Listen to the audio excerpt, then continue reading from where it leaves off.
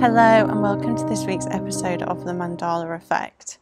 Today I want to talk about manifesting your dream life, inspired by the event that I ran this week, Magic and Mischief. And it was so much fun and we had an amazing time. It was the first time I'd run it and I will definitely be doing it again. It was effectively a manifestation masterclass, but we went much deeper than learning how to manifest in your life. We went into the science, the psychology, we went into the subconscious, and ultimately we connected to source and had a conversation about what we were bringing in. So it was truly magical, and we danced and we laughed, and there were certainly tears from me at the end. So it was a really wonderful event, and if you are interested in joining one of my events in the future, get on my email list or DM me on Instagram or something and we can connect about that. But this podcast episode is inspired by the magic and mischief of manifesting your dream life. And really, the important thing that I want to get to here, and I'm not going to beat around the bush, is that it's not actually the things that you say that you want that are on your vision board. They're not actually the things that you want. You want the feelings that those things are going to give you. And when we're looking at life, the destination is we're going to be in a box in the ground.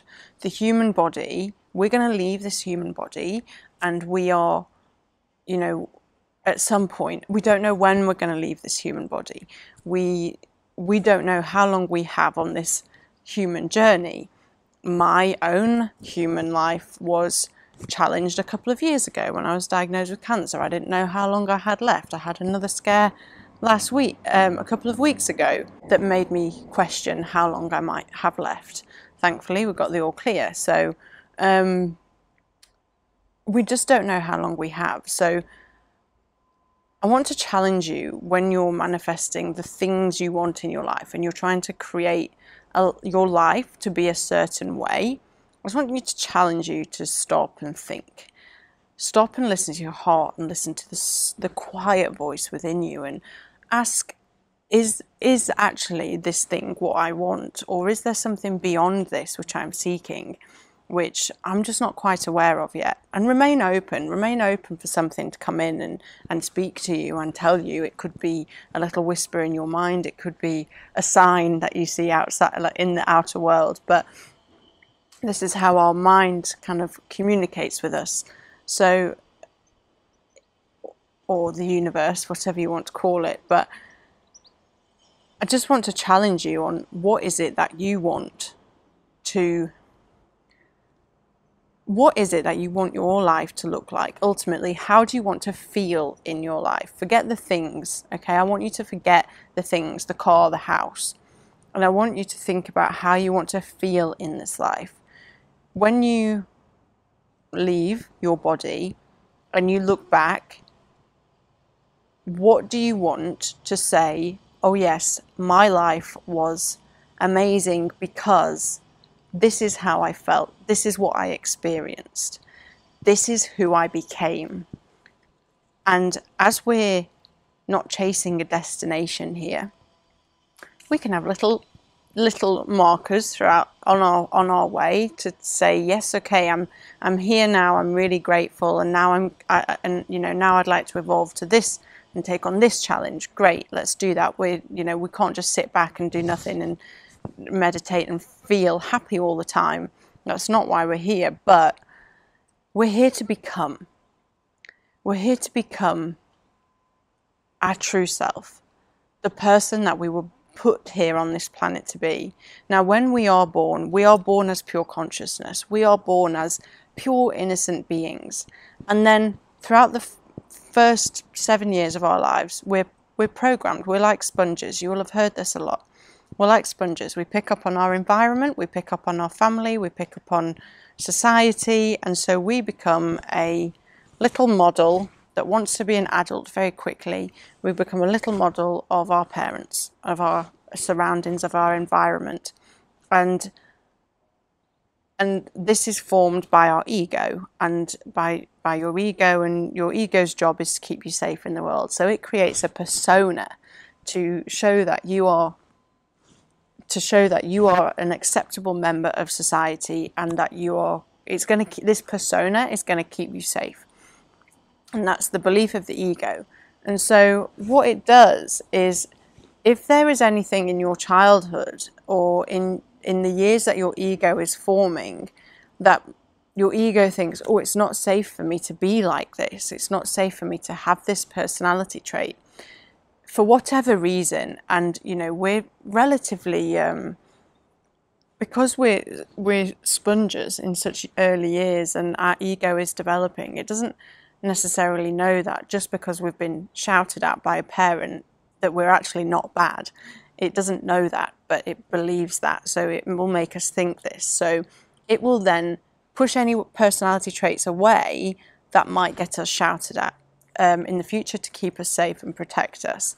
I know people who, as children, and they speak about this on in their own story, but a comedian, Kyle Cease, who, he was safest as a child when he was making people laugh, and so he became a comedian. So we form certain parts of our personality based on what's going to keep us safe as we move throughout the world. But I want to challenge you on who is underneath that. Who are you rejecting? Which parts of you are you rejecting, and how can you reclaim them? Because to become our true selves, when we experience true liberation, true freedom, think about when you're a child and you're running around free and happy, and you can play make-believe and you believe in magic, and life is, this isn't the same for every child, I know, I understand, but as a child you're so much more innocent and free. I think this is the word, free.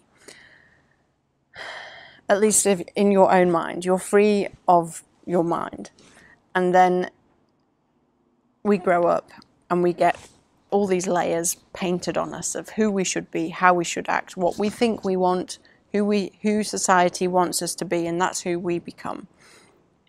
So then we're rejecting all of these beautiful parts of ourselves, good and bad, light and dark. And I don't mean good and bad in that we're placing judgment on anything, but we push away all of these different aspects of ourselves. And when we can start to reclaim them, we're taking our power back and we're becoming our true self again, the true self that we were when we were born. And from this space, we can once again believe in magic. And we can once again believe in miracles, and we can once again run around happy and free. And when we're acting and creating from our true self, literally anything is possible. And we are less attached to life. We are less attached to who society wants us to be. We're more free to be who we are. Now, I've been at a photo shoot today, which is why I have this pretty dress on. And I used to do photo shoots quite regularly when I had my old company, because I was on social media a lot and I enjoyed doing it. And all of my photos were very business, pencil skirt, black, red lip, because I wanted to put across a certain image. I'd built a certain persona of myself because I didn't think I fit in with, I wanted to fit in, so I built a persona that fit in, not consciously. I was totally unaware at this point. And then it took me having all of this stripped away through cancer. So my health was stripped away, my physical appearance was stripped away, my business was stripped away, and it took my whole persona being stripped away for me to actually realize that I wasn't being the person that I wanted to be, and I wasn't being the person that I was born to be.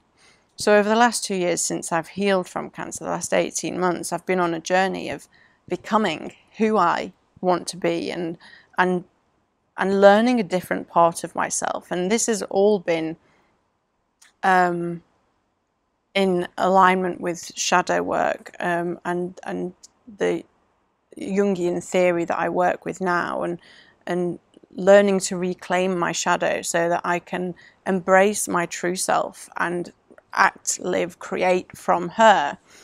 And And what it's made me realize is that when we are manifesting what we want, the more we can align with the desires of our soul, the desires of our true self, the more we're going to become. We're going to be given opportunities to become our true self. The more we're going to be given opportunities to align with that which is we want. But while ever we are trying to manifest from ego, we're going to keep on building up more ego and more of a persona. And so bringing this back to manifestation, bringing this back to creating your life, have a look at the goals on your list right now. Have a look at your vision board and what's on there. And I want you to have a look and think why you want each one of those things. What it is that you want to feel from each one of those things. And do any of those things that you want come from a place of lack? So because you're lacking something within yourself. So if you want a new pair of Louboutins, why do you want a pair of Louboutins? Is it so that when you go to the wedding and everyone sees the red soul, that they think that you're something, oh, she's got Louboutins on? Or is it because you appreciate the craftsmanship and you know that you are an abundant being and you deserve to live a life of true abundance, and that abundance is your natural state? What aligns more when you look at what's on your vision board? Is it coming from a place of you feeling like you need that to fill a hole? Or is it coming from a place of, no, I just know that this is my truth? And when you know that it's your truth, actually, it will come to you very easily because you also won't be attached to it. But just have a look. I want you to go through.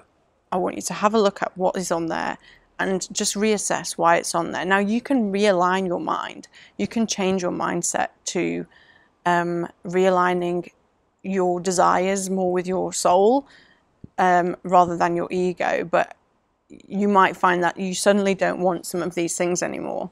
And then I invite you to think about, well, what's the feeling that I want to generate with this thing? So if it is worthiness or abundance, well, where can I feel that more in my day? Where can I experience more? How can I make myself feel worthy? How can I love myself a bit more? How can I love and accept myself exactly who I am right now? And if it's you want to feel more abundance, how can you experience more abundance right now? Do you have an abundance of beautiful nature around you? Do you have an abundance of friends, of love, of fill in the blank? Where can you go and put yourself in an abundant environment so that you can be around that already? And then what you're doing is, as you're filling yourself with abundance, with love, with worthiness, you're becoming your true self. And you're becoming the person that you were born to be. And you're becoming somebody else. Well, not somebody else, but you're becoming who you're supposed to be. So actually, the thing to remember when manifesting is, yeah, you might want the things, and that's okay. And you might want, and it's okay to want stuff. We're human. And actually, all of these beautiful things and experiences are here so that we can live them, we can experience them, and we can strive to become more in alignment with our true abundant nature. That's okay. But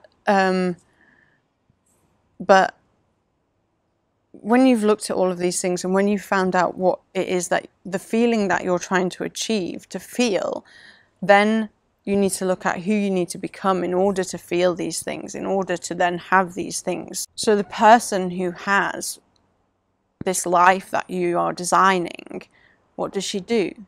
How does she act? How does she think? How does she feel? And can you align with that every single day? And you will be shown opportunities where you will see, bearing in mind, your mind is creating your reality. So whatever is going on internally will be shown externally. So if you have a fear of lack is going to be shown in your external reality. So this is being shown so that you can reclaim it and you can transmute it. So when you're aligning with the woman that you want to become every single day, and these challenges are shown to you, how can you remain in your true self? And how can you reclaim the shadow parts? And really, I think the two main things to to think about when you are manifesting the life that you want to desire is, how do you want to feel and who do you need to become? Forget the thing. Release attachment to the thing, because the thing isn't going to get you. The ego becomes attached to the thing. So release the thing. Have a vision for how you want to feel and for who you need to become in order to feel that way. The life that you want to live, who do you need to become in order to live that life? And align with her every single day. And within days, weeks, months, you will be living that life, and you will look back and you will go, wow, because this is what has happened to me over the last 18 months. I am discovering more and more who I want to be, and which is my true self, and I am releasing the attachment to the things that my ego thought she once wanted, and it's, I'm not going to lie, kind of the ego will shout. The ego will say, oh yeah, but are you sure? Are you sure? Look at this shiny thing. The ego will say, you're really not worthy. You're really not worthy of that. What are you thinking? The ego will challenge you. It will throw resistance in your way. This is why working with a coach is really, really helpful when doing any of this work. So if you want to book in a chat, you can, and we can talk about more about how I could help you on this journey, do some shadow work, integrate your shadow and step into your true self and create a life of joy and fulfillment from there. We can certainly have a chat about that, but the ego will throw resistance in your way, and if you're not working through it with awareness and consciously, then you will see it projected in your external world. So you really need to make your unconscious mind conscious as you're working through this, and you then start to be able to take your power back and create this magical life that you really are here to live. So yeah, those are my musings for this week. It's been a challenging week for myself with regards to some of this. I'm having to kind of rethink some of my own moves and the path that I'm on, and really make a choice of, well, okay, so am I here for what I say I'm here for? And who do I need to become in order to actually live the life that I want? So I hope that this is in some way helpful. If it is, please drop me a message, comment, let me know what you took away from this. And if there's any way that I can help you, I'm here to support you. So please, like I say, reach out. And I will see you next week. Thank you for tuning in to this week's episode of The Mandala Effect.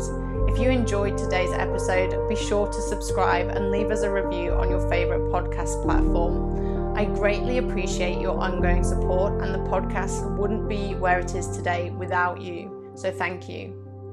Don't forget to share this podcast with your friends and family, and let's continue spreading the Mandala effect of magic and infinite possibilities. See you next week.